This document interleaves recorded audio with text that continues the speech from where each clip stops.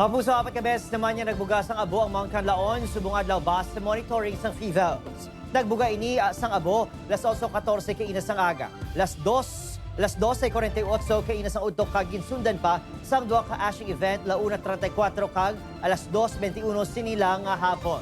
Ginatag sa FIVELS nga wala sang eruption nga natabo ang pagbugas ng abo subong adlaw kasubong lang sa ashing emissions nga eksperyensya sa nagligad yung mga inadlaw. Wala man sang nakita nga magmatic activity sa sulod sa bulkan apang padayon nga ginabisuhan ang mga nag-iistar lapit sa 4 km permanent danger zone o PDC nga mangin alerto kag kung mahimo ulikawan ang mga outdoor activity.